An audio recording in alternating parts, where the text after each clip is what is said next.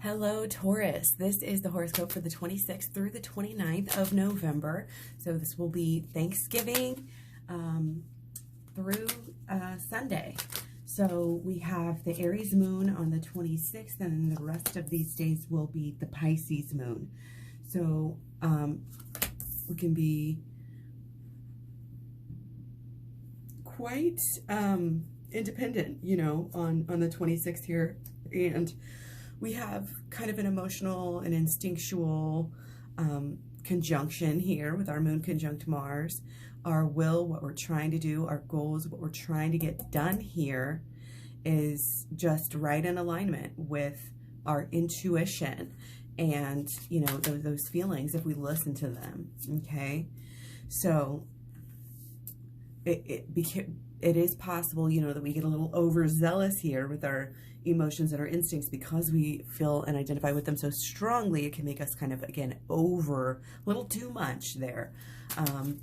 But, really what we do, again, ultimately, if we're trying to push, it's a lot of times just in a matter of self-defense. So that's why we balance ourselves out.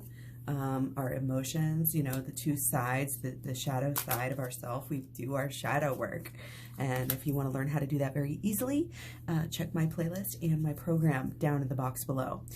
On the 26th, we also have the moon in conjunct Mercury. So it can be a little confusing at this time. And again, the best thing to do is to go within, because overanalyzing what is going on in the outside world and it's not going to get you near as much as analyzing your own emotions, your own self, again, your own shadow.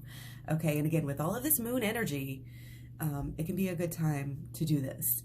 And it can be happening for us if we haven't been doing it maybe up to this point. So again, watch out for the confusion and reading into different things too much, seeing what you want to see, what your feelings, sometimes our underlying thoughts, beliefs, feelings, emotions can kind of get in our way and make us see what we want to see. And that could also be possible happening on the 26th. Okay, we've got 1 T-square and 2 yods that are kind of left over from the previous cycle, the previous videos that I did. So if you want to learn more about those T-squares and those yods, you can go back and watch those videos. But it very much has to do with our work, our output. Actually, this T-square is new. I think we have a T-square with Venus, Uranus, and Saturn. So this is having to do with, our passions here. Sudden changes, possibly in our passion, in work, okay, or the dynamic of all 3 of those, okay. And the yods, again, still focused on the North Node in Gemini, just like they were, the few days prior.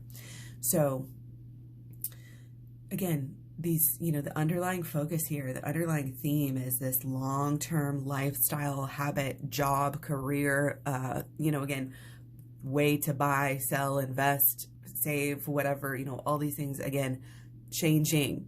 All these things are changing.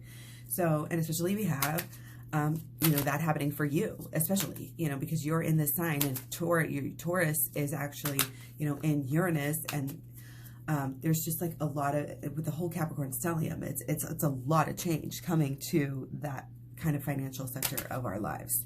So for you, I think that always comes through. You might be really, this tried to pop off here, trying to learn a skill here. In fact, let's just go ahead and pull it. You might be coming on a new type of understanding, a new skill that we're going to start to get into a little bit more. And it could just be a new way of doing things you're already doing as well. On the 27th, we have the sun in conjunct the moon. So, these kind of lower possibilities just for ego trips. Stay humble, watch that ego. Don't get that over-determined, overzealous energy right now. It's just not, we're done with that, right? We need to be done with that a little bit for a while. This is rest. This is be careful of what you are projecting onto others, onto situations. Stick to your equilibrium, again, in this time of immense change. There's no shortcuts to peace, and everybody has to do the work, okay? The moon opposite Venus on the 27th, again, this can bring some dissatisfactions, again, with the relationships, with the emotions, the people around you, could just bring some unease. A lot of people, feeling like, oh, things just aren't right. They're feeling not loved or not loved in the ways that they want to be loved in. So these things can teach us things, you know, but we have to go through them. Be careful. Pay attention to those patterns. Again, excellent time for shadow work. Check the program.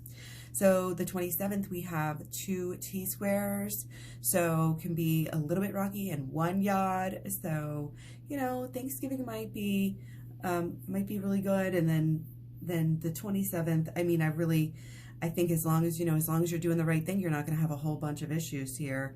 Again, the T-square, this is still this emotion, this passion, you know, these deep new understandings that we're getting, and like highlights and sparks of, oh, I want to do this. Oh, I want to do that, you know, and even just trying new things.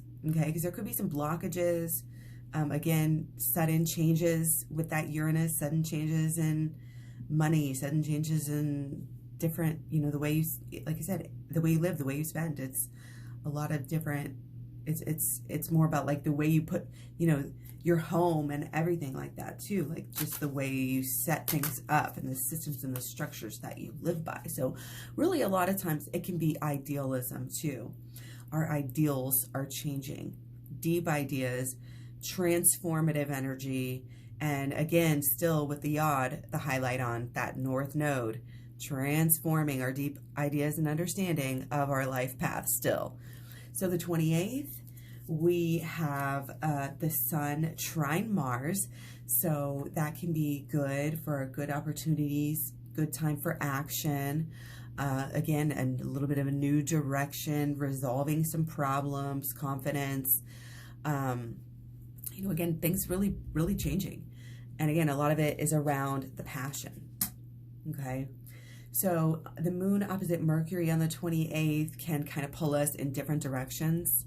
We have the 2s, you know, kind of like back and forth, this and that, this and that. So there's that. And then the 28th still has the moon opposite Venus, which, you know, relationships still can kind of, you know, just not be the best and the most satisfying at this time. So the 29th, we have the Sun trine the Mars still. So again, good energy. Okay. And there's not else a lot going on. I think the 29th can be pretty chill. Moon opposite Mercury is still there as well. But again, you know, it's a great time for shadow work. And if you're doing shadow work up until this time, you know, as prescribed here, we can really get somewhere with, you know, with what we're trying to do. It's like we want to do stuff. We want to, you know, go out and change things. We have a purpose. Okay. Or we're chasing a purpose, trying to exactly hone in on it and find out exactly where it's going to take us, you know? Okay. But we don't realize it's the inner work. Okay. It's the true work on our own self and our own relationship with life in general. That's your first relationship, is your relationship with yourself. And it sets the tone for every other, you know, I grew up hearing, oh, it was your parents' relationship. Well, yeah, because that's next. That's what comes after it. But ultimately, I mean, I guess when you're young, you don't really have that sense of self and all of that. So that's why it technically would be first. But you know what I mean? For what's more important to us now, sometimes, especially after we get over some of our initial, you know, like parental, you know, traumas and whatnot, then we can get into even deeper stuff that we pick up elsewhere and just keep going, keep on hacking away at all this work. And that's, again, that's what changes things quickly. Shadow work flips the switch. Perfect time. Okay, things can be kind of quiet and steady around this time. You know, it's Taurus moon. So you're feeling determined, but again, knowing how to channel that, knowing what to do with it. It's not all gung-ho, go, external energy. It's got to be supported by working on the subconscious.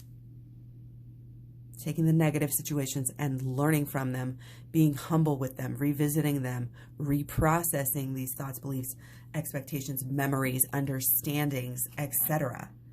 You know, it's a foreign concept for a lot of people to think about changing their memories But we can absolutely, even if you are not capable of actually changing the memory, which I would say if you work at it, you could.